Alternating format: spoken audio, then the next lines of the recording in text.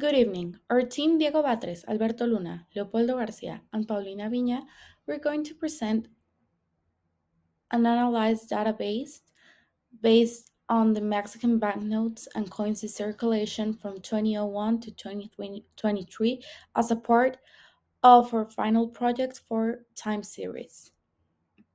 In order to comply with all the requirements that the rubric and our professor ask, during this presentation we will include the following topics. As you can see, we will talk about the introduction to our database and our time series with a graphic analysis.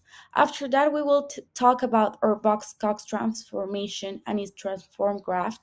After that, we will talk about the ACF and the PACF, the estimates, residuals, and forecasts of a model. Therefore, we will talk about another model that is the ARCH model, a transfer learning model, and our conclusion. With this practice, our team would like to show you how important is the use of a time series of bills and coins in circulation in our country to analyze the evolution of the country's economy. Since the amount of money in circulation is a really important indicator in macroeconomic factors, it depends on the level of economic activity and it can affect inflation and other variables. This practice would be based on a database that contains, as I've said before, all the money in circulation in our country from January the 1st, 2001 to March the 1st, 2023. This would be expressed on thousands of pesos in the nominal balances. As we can observe on our first graphic analysis, we can see historically that the nominal balance of the currency in circulation has a growing strength over time. Once the trend and the cycle of the series were reviewed, a box-Cox transformation was performed in order to stabilize its variance. For this, it was determined that the size of the subgroups was of 12, since the data has a monthly periodicity.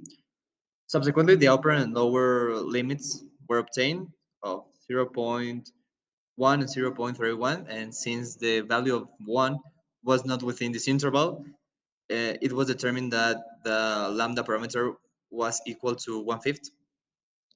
In this case, it was the bills and the coins in circulation in Mexico that had this exponent.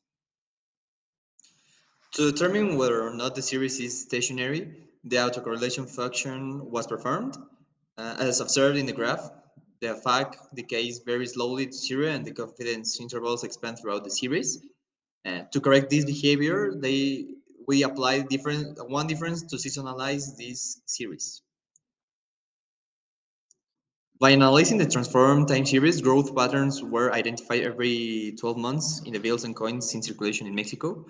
For this reason, a cyclical difference of size 12 was applied. But since there was no seasonality, an additional normal difference was made, obtaining effect with Q lowercase equal to 3 and Q uppercase equal to 5. And then we decided to perform a time series with the difference applied to the transform dependent variable. It is confirmed that the mean has stabilized, so it is concluded that the series has no trend nor seasonality. Then the partial autocorrelation function of the transform series is presented right here, obtaining a function with parameters p lowercase equal to 3 and p uppercase equal to 4. After identifying all the components, we proceed to define the Riemann model. In our final estimates, we can see that all the p-values are less than 0.05. To obtain this model, it was necessary to lower or eliminate the components one by one. In the case of the loop box statistic, we can see that our p-values are greater than 0.05, which indicates that the lag parameters are equal to 0. The residuals. As we can see in the following graphs, all the residuals are within the confidence interval, which indicates that it's not necessary to apply another difference. In this graph, we can see the forecast for the next 3 months of the banknotes and coins in Mexico for April, May, and June 2023. And it's important to mention that this data is transformed raised to the power of one fifth, which was the one used in the Box-Cox transformation.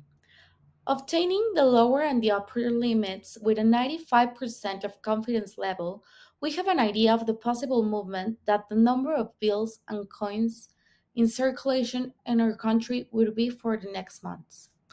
As we can see, Banco de Mexico has reported their April 2023 result for the number of coins and bills. Although it's not exactly the amount that we forecast for the period, we can see that it has a real amount is within the previous defined limits.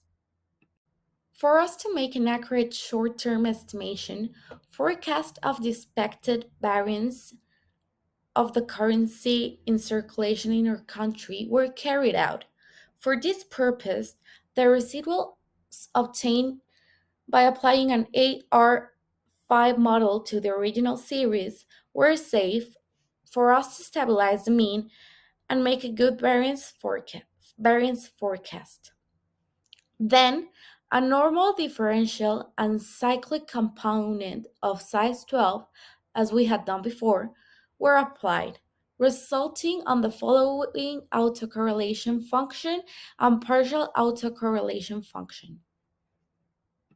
Once we were able to establish the values, a forecast for the Vesta-Riemann model was performed in order to estimate the variance, and we obtained the following results, as we can see in the graph on our left and the table down.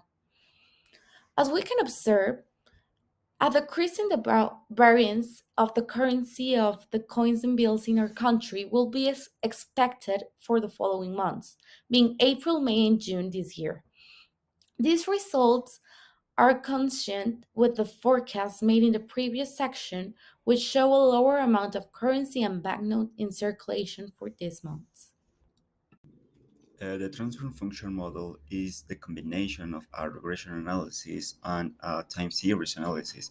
What we did here is to our dependent variable is the banknotes and coins that we have been work in the last presentations, and our independent variable is the INPC, which is an indicator of the inflation, obviously in the Mexican economy. And the part of the time series analysis is because we use the residuals of this regression model to apply it a time series analysis. Uh, what we did first is just to put the regression analysis or two variables, billetes y monedas in circulación, and our independent variable, the INPC.